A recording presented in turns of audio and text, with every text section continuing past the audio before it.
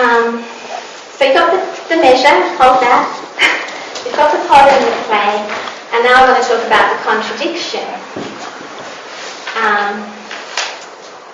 So a lot of, even when we're talking in our discussions, everything can often seem a bit contradictory. And we're talking often about metaphors and stories, about in culture and time and place. And when you go back to that, the Son has set you free and you will be free indeed. And then there's I'm the potter and you are the clay. And even Romans may be reflecting Isaiah when it says something about pots are for special purposes and some are for ordinary use. And like that's another whole idea to consider. But for me, I think it's worth really focusing on the contradiction. Like, I really like contradictions, and I think it's why I like coming here, because we're open to that.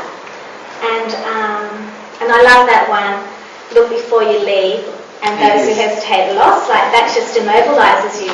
Look before you leave, those who hesitate are lost. So our world is full of, well, what the hell do I do? So I'll tell you why I like contradiction. I'm probably saying a lot of words to say some very simple things. But my sense is that in the contradictory space, a bit like what I think Jeffrey was saying too, then we find imagination. And perhaps what I'd like to name is spiritual intimacy. Like, I really like intimacy, and I think that's why I like my job so much, because I have very intimate conversations with people. But perhaps spiritual intimacy can be found in the midst of unknowing and uncertainty. And that really nice phrase, be still and know that I'm God, feels real? I don't know. I suppose I'm wondering, do we meet God in the contradiction? I think we meet something there. I read on this blog about the in-between space, and I thought they were nice words. It's just Crooked Smile blogspot. The endless and brief moment when the ocean greets the shore, when darkness welcomes dawn, when air levies earth, when inspiration becomes expiration, when dreams whisper to awakening, when life eases into death.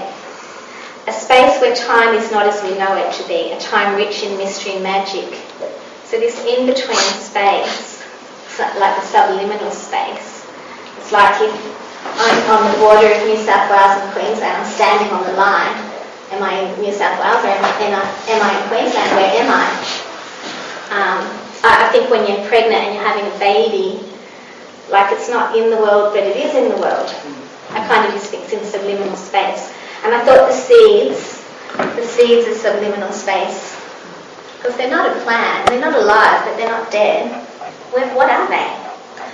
And it's all around us, everywhere. There's, like when you send a text or an email, where does it go in between? And a doorway, it's like a doorway to something, the threshold.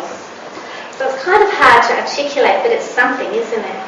And I'm really interested in looking at that in life. So it's kind of the contradictions, the in-between space. Okay, so hold those things. And then you've got the Joshua reading. And I remember hearing this in church I was about 15 or something. God said to show up, put your feet in the water. And then, ta-da, the sea's open. And the learning edge I've taken from that is that we have to simultaneously do something and do nothing. I don't know if you can just stay with me. So we simultaneously kind of have to hold on to an acceptance of life as we know it, yet at the same time hold on to the ongoing processes of creativity, hope, growth, renewal. So you're doing two at once.